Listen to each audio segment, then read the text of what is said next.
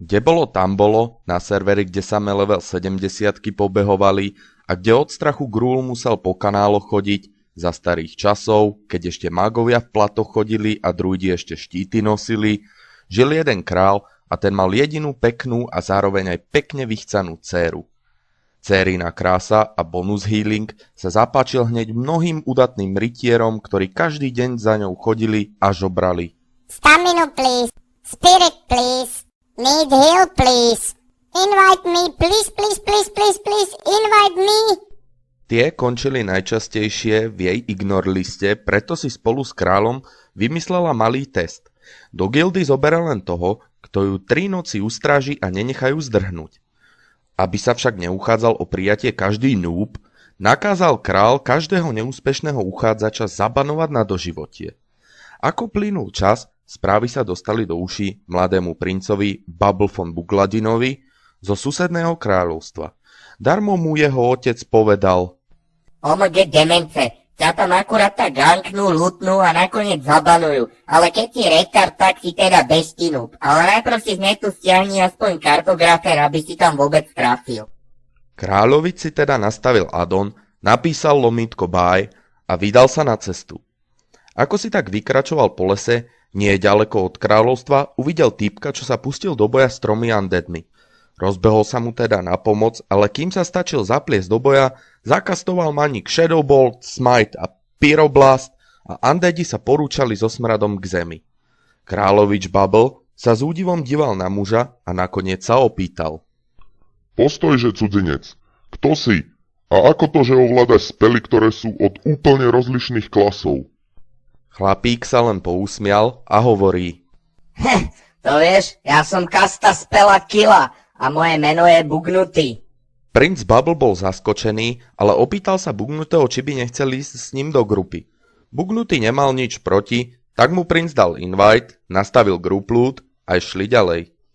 Po asi 2 dňoch cesty videli grupu, ktorá sa akurát chystala lutnúť bossa, keď tu zrazu odkiaľ si pribehla neznáma postava, zobrala celý loot a už jej nebolo. Nedaleko cesty začuli neskôr za stromom smiech a rachot ekvipu a keď sa tam pozreli, uvideli tú istú osobu. Princ okamžite použil Hammer of Justice, aby dotyčný zas nezdrhol a vraví: V živote som nikoho tak rýchloho nevidel. Kto si? Neznámy sa začal smiať a povedal: Dokážem toho o mnoho viac, ty bublifuk. Som totižto Haxa číta skilla a volám sa Haknutý.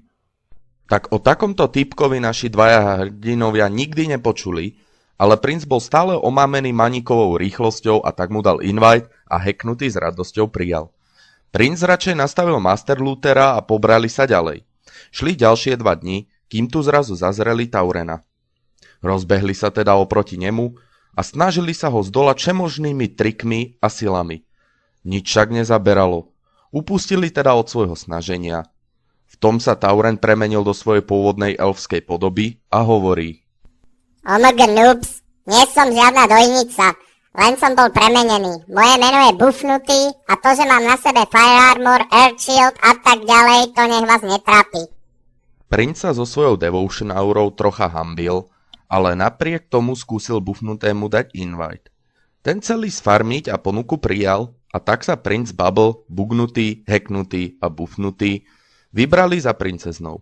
Keď konečne prišli do mesta, kráľovič najprv kúpil od miestnych ninjov pre každého nablískané sety a potom sa teda vybrali do kráľovského paláca.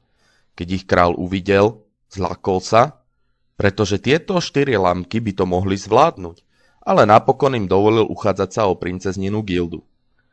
Princezne ale nakázal, aby si pre nich pripravila niečo special. Tak ako sa večer začalo stmievať, nastával čas byť v strehu. Bubble neustále pozeral princeznine staty, Bugnutý na Google hľadal addony, Hacknutý skilloval lockpicking a Bufnutý pozeral na YouTube časti Prison Break. Princezná povedala, že je unavená a zaspala. Bubble si myslel, že je všetko v cajku a išiel AFK. Princezná len na to čakala. Vyšla z izby, utiekla do lesa a aktivovala Tree of Life formu. Keď sa princ vrátil a Bufanu nikde nevidel, skríkol: Gevi, hovado sprosté, tá lama nám ušla. Na to sa ozval Bugnutý a hovorí: Klídek, šefe. Ani nestihnete povedať sap a bude naspäť. Použil teda Eagle Eye, uvidel Bufanu, použil teleport a princezna bola znova u nich v izbe. Keď to ráno král uvidel, zdrbal dcéru a nakázal jej, nech sa snaží viac. Na druhú noc sa posadil bugnutý pred dvere a dával pozor. Princezna opäť zahrala fintu, že need sleep, a princ Bubble jej zas naletel. Išiel na malú potrebu a keď sa vrátil, princezna v komnate znova nebola. Začal zas vyvolávať paniku a hystériu, ale Bufnutý ho prerušil. OMFG, neplač, bež na cigo a ja ju zatiaľ privediem. Bufnutý aktivoval track Humanoids a našiel princeznu premenenú vo flight forme na streche. Hacknutý aktivoval wallhack a doviedol princeznu späť do izby. Keď král uvidel, že princezna je aj na druhý deň na svojom mieste, povedal princeznej. What the fuck? Chceš ma pred týmito tajtrlíkmi strapniť, lama? Počkaj, ukážem ti, ako si máš bugnúť talenty na speed. Tak si princezna nabugovala talenty a čakalo sa, ako to dopadne. Všetko prebiehalo v pohode. Duelovali sa všetci navzájom, aby im rýchlejšie ubehol čas, ale v tom všetci štyria zistili, že majú červený ekvip. Tak sa rýchlo bežali opraviť. Princezna videla, že si ju nikto nevšíma a takto blinkla cez okno na nádvorie, po dopade aktivovala travel formu a upalovala, čo jej sily stačili.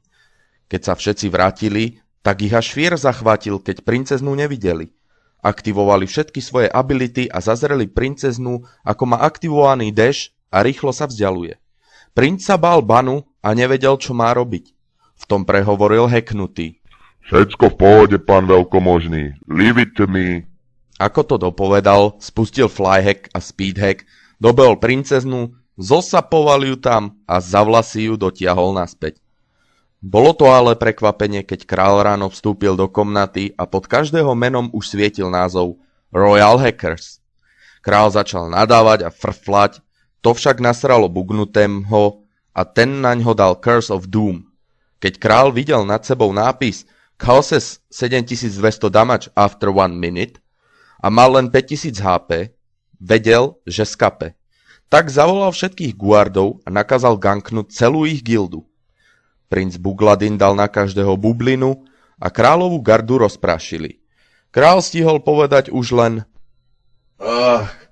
Ja viem, že sme na PvP serveri, ale oh my fucking god, takýto gang, heal please. Ale v tom dostal od princa Hammerov vred do hlavy a bang, zmizol. Princ s princeznou a jeho druhmi sa potom vrátili domov, naberali do gildy ďalších ľudí s podobnými schopnosťami a hackmi, chodili farmiť všetky 25-kové dungy v petici, no a ak sa nejaký boss nebugol a nedal enrage na 99% HP, tak si ich tam farmia dodnes. A na stĺpe pred Karazhanom zazvonil nabugovaný zvonec a našej Roflmao rozprávky je koniec.